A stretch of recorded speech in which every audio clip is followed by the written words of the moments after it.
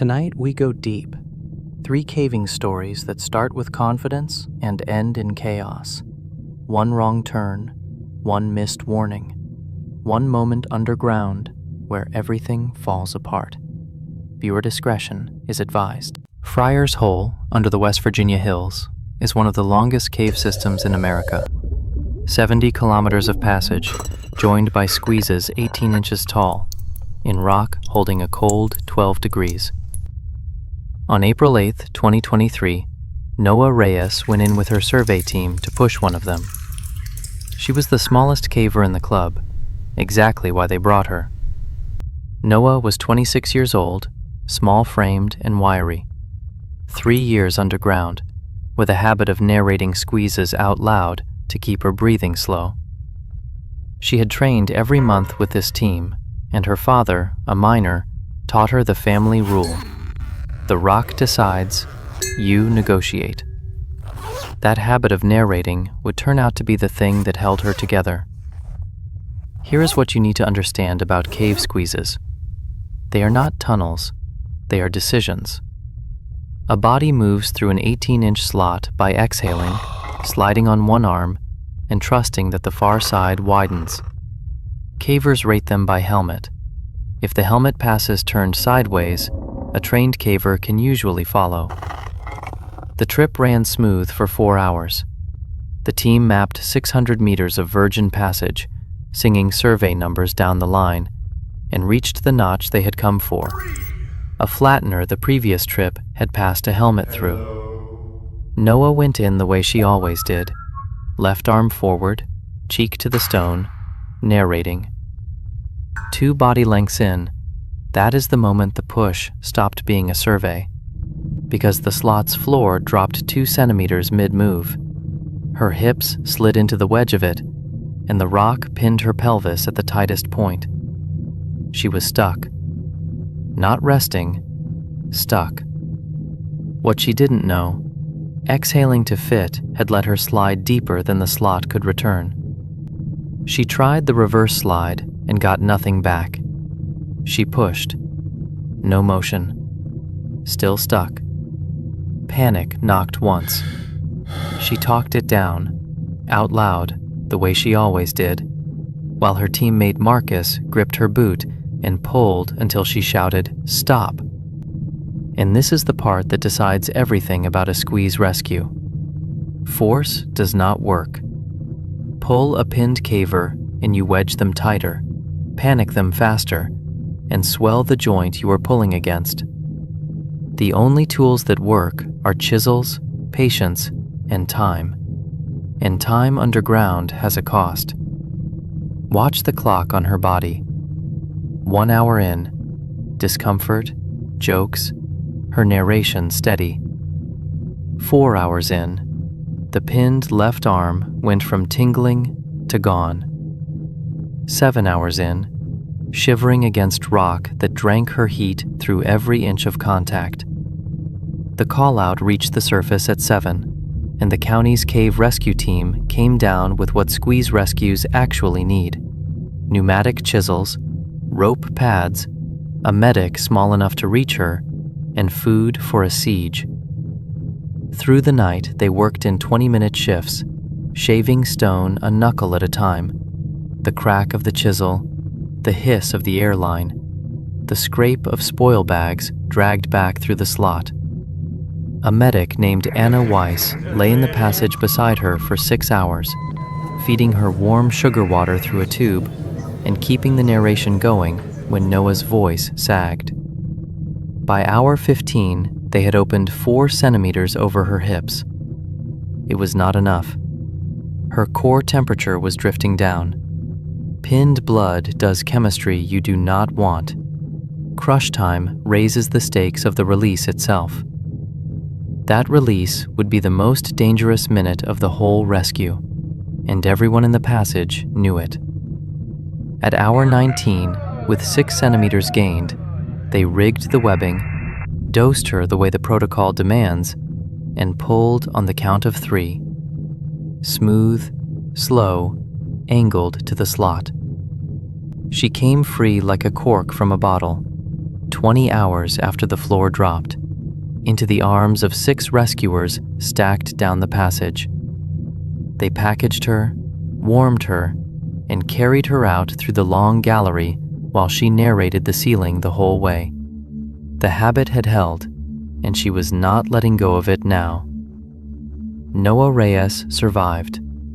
The hospital in Lewisburg treated her for hypothermia, dehydration, and compartment syndrome in the pinned arm. 11 days, 2 surgeries, full recovery of the hand by autumn. The rescue report counted 38 personnel, 20 hours stuck, and 6 centimeters of chiseled limestone.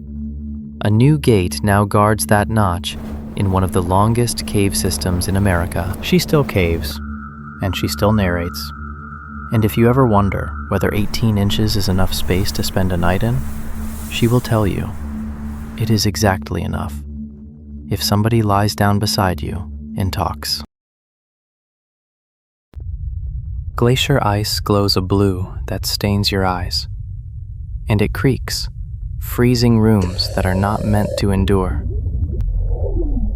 On October 14th, 2023, 3 cavers walked into a brand new cave under Vatnajökull in Iceland, 1 week before the guiding season. The glacier over their heads weighed 100 million tons, and that autumn, it was running 2 degrees too warm. Runa Vik was 33 years old and had guided this ice for 6 seasons, mapping new caves every October. Espen Kahl and Tomáš Ray had surveyed beside her every autumn for 4 years. Tomáš carried the camera. His wife framed 1 print from every season. He always carried the camera. Here is what you need to understand about glacier caves. The ceiling is not rock. It is ice under load, and it creaks like a ship at anchor. Guides read it by color and sound. Deep blue is dense and strong. White is airy and weak. And a hollow knock means the roof has begun to separate from the glacier above it. The survey went in at 9 o'clock that morning, boots crunching up the frozen outwash, through a meltwater tunnel into a chamber the autumn had built. 40 meters of vaulted blue, ribbed like the inside of a wave. They measured, photographed, and flagged the exits. Standard, careful, quiet. Tomáš shot the vault from below and grinned at the screen. That photograph would be the last one he ever framed. At 10 o'clock, that is the moment the survey stopped being routine, because the ceiling spoke. A crack ran the length of the vault, with a sound like a rifle in a church. Runa knocked the wall twice. The roof had already failed above them, it simply had not fallen yet, and the knock came back hollow. What they didn't know? The warm week had cut its anchor ice to 1/3 of winter strength. Runa called the retreat. They moved fast. The roof failed first. Tomáš was last. 60 tons of ceiling came down across the chamber's rear third, because the anchor ice gave way all at once, and the blue room went white with ice dust. When the air cleared, the arithmetic was simple and terrible. 2 cavers at the tunnel mouth, 1 gone. A debris cone of ice blocks, some the size of ovens, some the size of cars, stood where the back of the room had been. And this is the part you need to understand about ice burial. It is not snow. An avalanche victim gets air pockets and soft digging. Collapse ice is solid, interlocked, and heavier than concrete. Espen and Runa attacked the cone with axes anyway, within 30 seconds of the fall. Following the camera strap they could see pinned between 2 slabs. Watch the clock, because burial has one. 1 minute in, they had moved the first slab. 5 minutes in, they reached his pack. 9 minutes in, they found his hand, cold, unmoving, under a block neither of them could shift a centimeter. Runa's radio reached the glacier station at 10:20. The rescue crew came off the ice road with hydraulic spreaders, chainsaw bars, and a doctor. 40 minutes of driving, and Espen spent every one of them digging, with hands that had stopped feeling the cold. The crew cut, jacked, and lifted in relay. Chainsaw bars screaming through blue ice. Spoil passed backward, hand to hand along the tunnel. They raised the block off Tomáš at 11:31, 91 minutes after the roof spoke its one sentence. The doctor worked on him on the ice floor of the room he had been photographing. Tomáš Ray died in the collapse itself, because 60 tons of ice fell where he stood. The coroner's report ruled the injury immediate, before the cold, before the digging, before anyone could have reached him. His camera survived in his hand. The last frame, time-stamped 10:07, is the blue vault of the ceiling, whole and lit and beautiful, 3 minutes before it came down. The investigation ran through the winter and ruled it in numbers. Roof anchor ice at 30% of winter strength, a 2 degrees anomaly, 1 man lost, and cave entries are now banned nationwide within 10 days of a thaw, guide season or none. Runa still guides the ice every winter, and she starts every briefing with Tomáš's last photograph, and one line you do not forget. These rooms were never meant to endure. The glacier writes the lease. If you go under the ice, you read it her way now. Jacob's well looks like a swimming hole, a cold blue eye in a Texas creek bed, smelling of cedar and creek water, loud with summer swimmers. Below the swimmers, it is a cave that has taken enough divers that scuba has been banned there for decades. On March 12th, 2022, Marcus Bell went down anyway, legally, on a research permit, with 3,100 psi, a 40-minute plan, and a hydrology survey to finish. Marcus was 44 years old, a county water district diver who had logged 300 dives and spent 6 years sampling this one spring, every second Tuesday, rain or drought. His daughter kept a jar of Jacob's Well gravel on her desk. He called the well the office, and he meant it kindly. Here's what you need to understand about the well. It goes down in chambers, like a house with no stairs. Chamber 1 is bright and honest. Chamber 3 holds the trap this story turns on, a gravel chute in the ceiling that glows with a pale, borrowed light and looks exactly like the way out, and isn't. Divers call it the false chimney. That light would nearly finish what the silt started. The guideline exists, so nobody ever has to guess. The survey went in clean at 8 that morning, down the sunlit throat, through Chamber 2's restriction with a practiced quarter turn, instruments swapped and logging on schedule, his hand riding the line the whole way. 22 minutes in, 2,200 psi, everything on plan. In Chamber 3, that is the moment the dive stopped being fieldwork, because his sampling probe dislodged a shelf of silt. The chamber browned out in seconds, and the guideline, when he reached for it, had failed to stay where his hand believed it was. What he didn't know? The silt had another hour of settling in it, and he had 40 minutes of gas. He swept once and found only water. Swept again. Still nothing. Panic tapped his shoulder. He put it on hold. Then he did what the training says, with a slow hiss of the regulator. Stop, breathe, think, then move. Watch his gauge tell the story. 1,800 psi when the silt came down.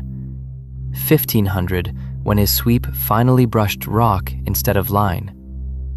1200 when he saw it. A paleness overhead through the brown, an opening going up. Up meant surface. Every open water instinct he owned said climb. And this is the part that decides everything. In a cave, the light overhead is a question, not an answer, and Marcus swam up into the false chimney. The chute narrowed around him in 3 body lengths, his tank clanking against stone, gravel scraping past his mask like slow gray rain. At 900 psi, wedged at the shoulders in a dead-end throat of stone, he understood exactly where he was, because he had mapped this trap himself 2 seasons ago from the safe side of a line. What he did next, you should memorize in case you are ever certain and wrong. He did not thrash. With roughly 10 minutes of gas left, he exhaled, dropped 2 inches, and backed out the way the gravel wanted. Slow, feet first, 1 scrape at a time, letting the chute spit him down into the brown.